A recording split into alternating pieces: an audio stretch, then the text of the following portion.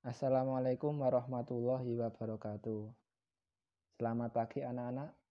Bagaimana kabar kalian? Semoga dalam keadaan sehat walafiat. Sebelum kita memasuki materi pada pagi hari ini, marilah kita membaca basmalah. Bismillahirrahmanirrahim. Pada kesempatan kali ini, pertemuan pertama di semester 2 ini, kita akan mempelajari materi tentang ketergantungan antar uang dan pengaruhnya terhadap kesejahteraan masyarakat. Adapun pembahasannya adalah tentang perdagangan internasional. Perdagangan internasional merupakan salah satu bentuk hubungan ekonomi antar negara. Perdagangan internasional telah berkembang sejak lama. Salah satu bukti perdagangan yang dilakukan masyarakat Indonesia dengan pedagang Arab, India, dan Tiongkok. Kegiatan perdagangan tersebut dilakukan sejak abad ke-5. Barang-barang diperjualbelikan antara rempah-rempah, keramik, kain sutra, dan sebagainya. Masyarakat Indonesia juga melakukan perdagangan dengan pedagang Eropa pada abad ke-16. Perdagangan internasional berkembang sejalan dengan berkembangnya kebutuhan dan kegiatan produksi di berbagai negara. Kemajuan zaman mendorong kebutuhan manusia makin lama makin bertambah, beragam dan tidak terbatas.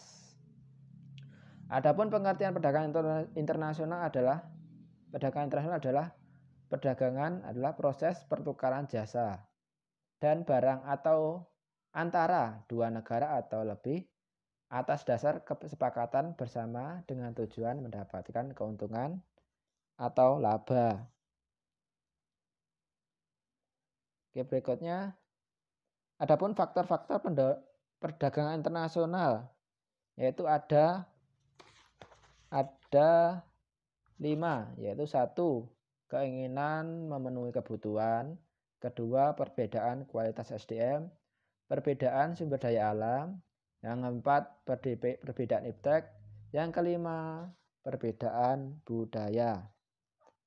Keinginan memenuhi kebutuhan ini didasarkan karena semakin hari negara melakukan perdagangan ini dikarenakan meningkatnya kebutuhan di negara tertentu itu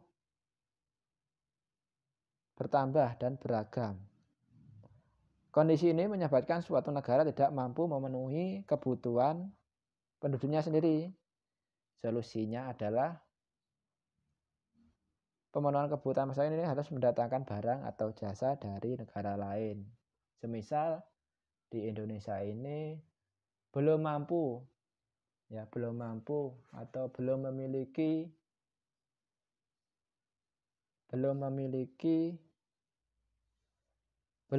pendeteksi pelacak besi untuk mencari kapal yang kemarin jatuh di laut itu dibantu negara Korea, dan akhirnya Indonesia meminta bantuan ke negara Korea untuk mendeteksi keberadaan pesawat yang jatuh di laut kemarin.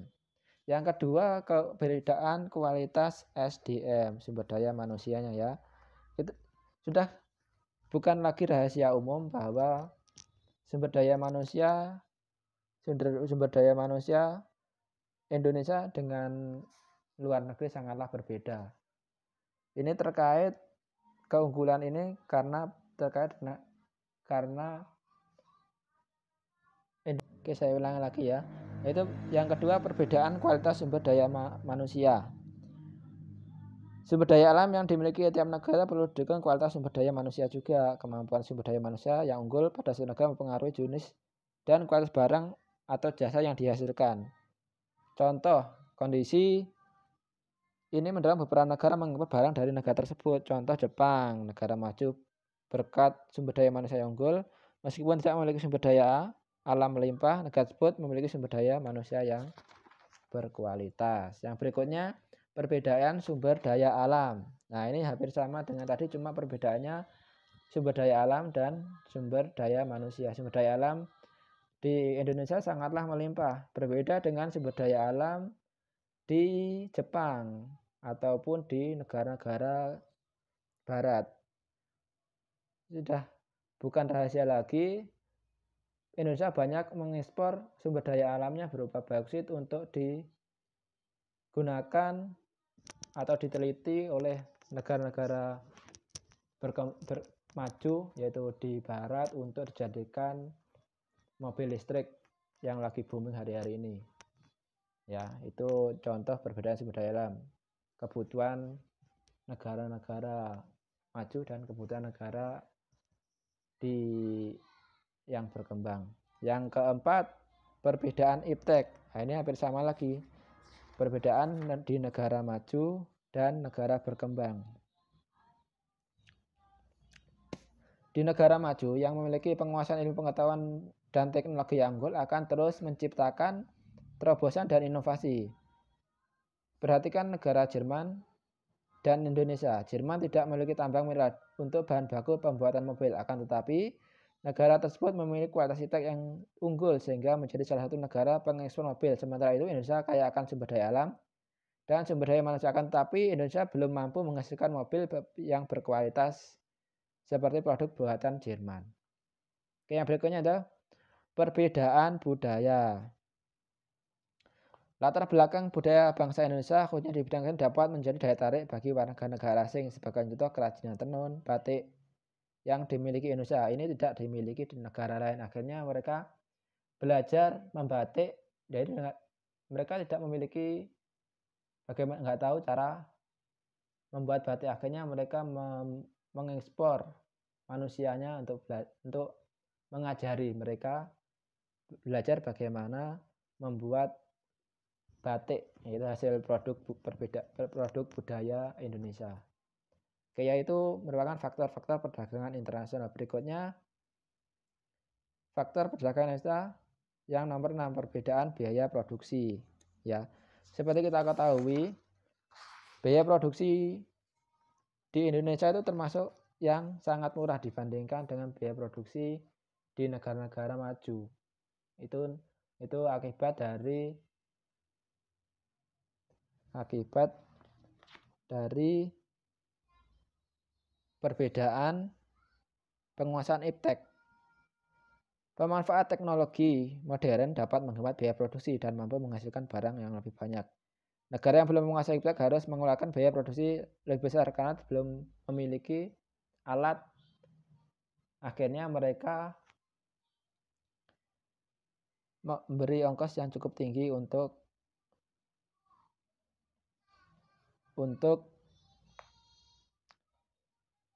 mengeluarkan biaya produksi ini. Ya, berikutnya perbedaan harga barang.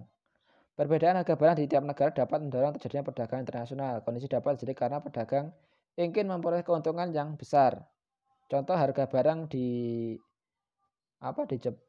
Cina itu lebih murah dibandingkan